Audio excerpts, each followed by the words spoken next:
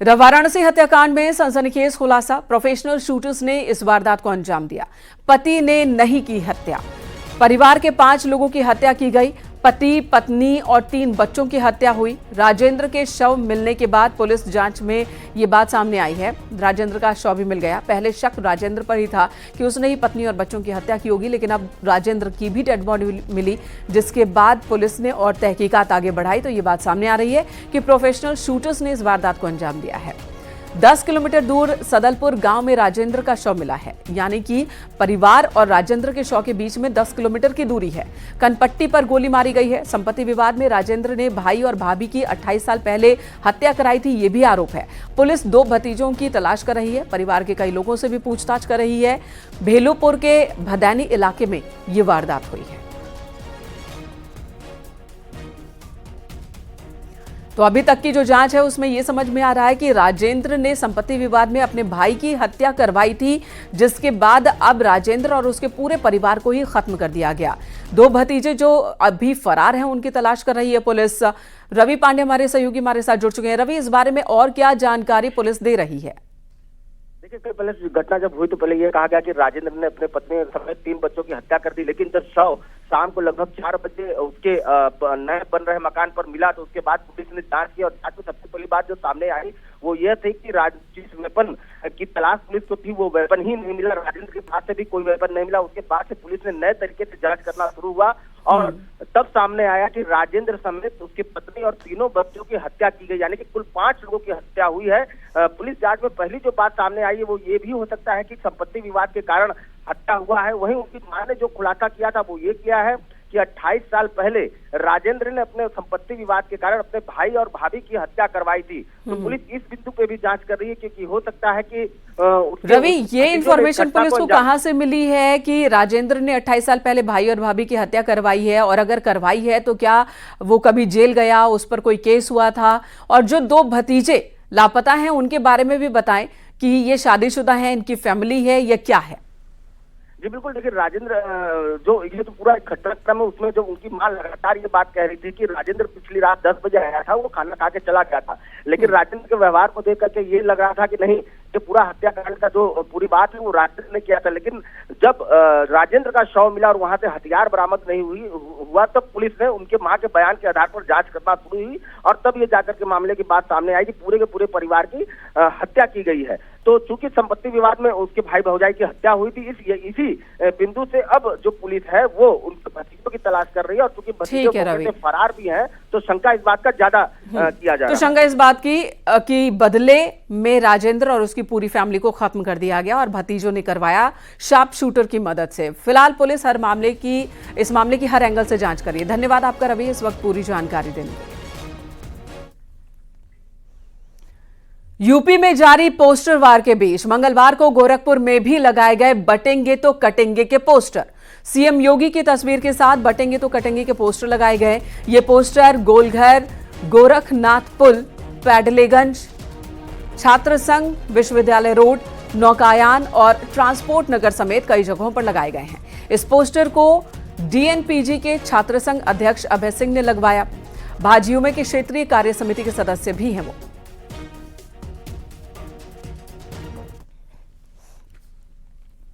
इधर सीएम योगी ने वित्त विभाग की बड़ी बैठक बुलाई और इस बैठक में वित्त मंत्री सुरेश खन्ना समेत तमाम ऑफिसर्स भी मौजूद थे। बैठक में सीएम योगी ने कहा कि जीएसटी, आबकारी, खनन और परिवहन हर सेक्टर में पोटेंशियल है। सीएम ने आगे कहा कि राजस्व बढ़ाने के लिए नए स्रोत खोजे जाएं। मुख्यमंत्री ने चेतावनी दी है कि राजस्व संग्रह में लापरवाही न हो और लापरवाही होती है तो वो महंगी पड़ेगी। हर स्तर पर जवाबदेही तय की जाएगी। सीएम ने कहा कि जनता से जमा धनराशि जनहित में ही इस्तेमाल होगा। राज्य कर और आबकारी विभाग की टारगेट को लेकर भी उन्होंने साप्ताहिक मासिक समीक्षा की जाए, ये बात कही। चालू वित्तीय वर्ष में अक्टूबर तक उत्तर प्रदेश में 1.16 लाख करोड़ से ज्यादा का राजस्व संग्रह हुआ है।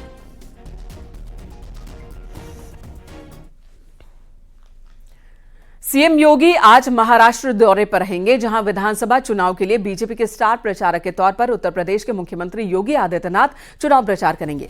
सीएम योगी वाशिम, अमरावती और अकोला में चुनाव प्रचार करने के साथ ही जनसभाओं को भी संबोधित करेंगे और लोगों से बीजेपी प्रत्याशी के पक्ष में वोट की अपील करेंगे।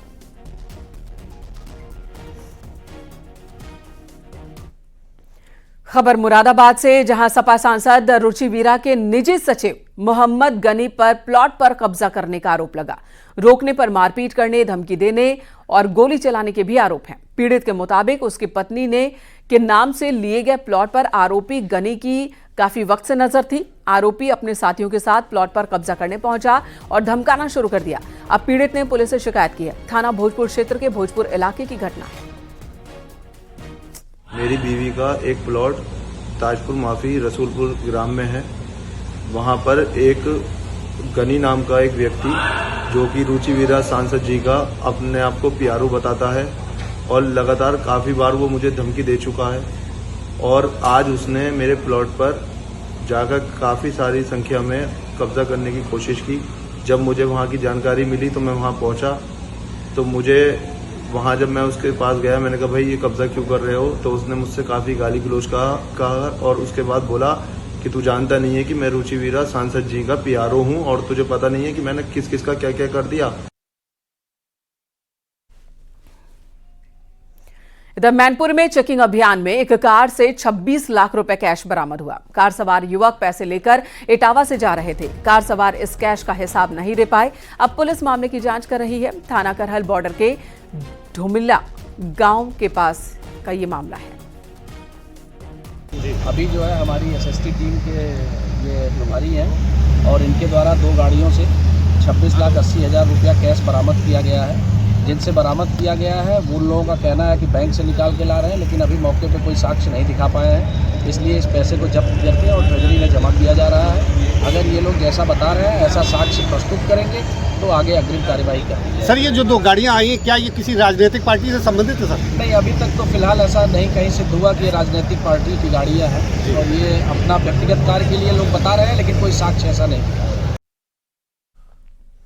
हरदोई में ट्रैक्टर ट्रॉली ने 5 साल के मासूम बच्चे को रौंद दिया, जिससे उसकी मौके पर ही मौत हो गई। परिजनों ने पड़ोसी पर ट्रैक्टर से कुचलने का आरोप लगाया। उधर पड़ोसी ने इसे गलत बताया है। बताया जा रहा है कि लड़का रोड के किनारे खड़ा हुआ था और इसी दौरान तेज रफ्तार ट्रैक्टर ने उसे रौंद दिया और वहां से फरार हो गया। स्थानीय लोगों ने बच्चे के परिजनों को जानकारी दी। परिजनों से शाहबाद सीएचसी लेकर गए, जहां पर डॉक्टर्स ने बच्चे को मृत घोषित कर दिया।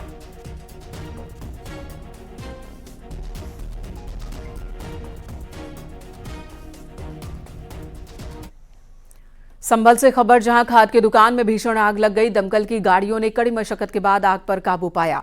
टांडा इलाके की ये घटना है। अग्निकांड में लाखों के नुकसान की आशंका है।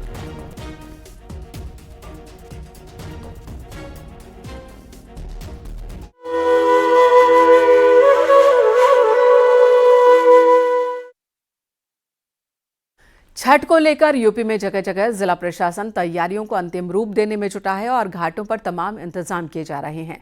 कोई अप्रिय घटना ना हो, इसके लिए भी सुरक्षा के पुख्ता इंतजाम किए गए हैं। गोरखपुर में डीएम और एसएसपी ने राजघाट पुल के प्रमुख घाटों का निरीक्षण किया। इस दौरान अधिकारियों ने नगर आयुक्त के साथ घाटों पर चल रही छठ की तैयारियों और सुरक्षा व्यवस्था का जायजा लिया। उधर उन्नाव की तस्वीर भी आपको दिखा रहे हैं, जहां पर छठ पूजा को लेकर जिला प्रशासन और पुलिस अलर्ट है। डीएम और एसपी ने शुक्लागंज स्थित गंगा घाट का निरीक्षण किया और तैयारियों को लेकर जानकारी ली।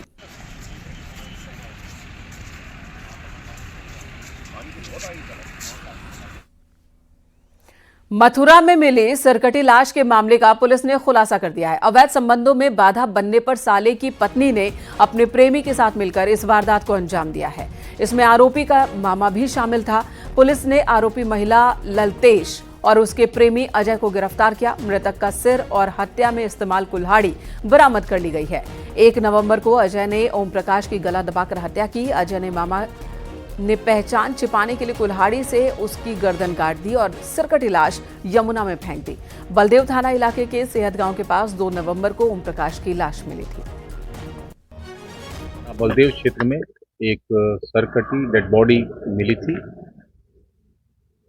प्राप्त सूचना पे तत्काल सभी अधिकारी वहां घटनास्थल का निरीक्षण किए और उसके उपरांत जो प्रक्रिया होती है उसके तहत जनपद के समस्त थानों में तथा आसपास के जनपदों में इसकी सूचना प्रसारित की गई।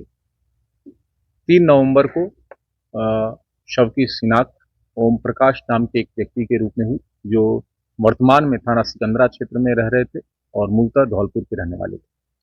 सिकंदरा क्षेत्र में उनकी ससुराल थी, वहां रह रहे थे। और शिनाख्त के बाद इसमें अभियोग पंजीकृत हुआ, जिसमें मृतक की पत्नी को आशंका थी एक अजय गोस्वामी नाम के व्यक्ति तथा उसके मामा के लड़कों पर, क्योंकि आखिरी बार मृतक उन्हीं के साथ दिखे थे।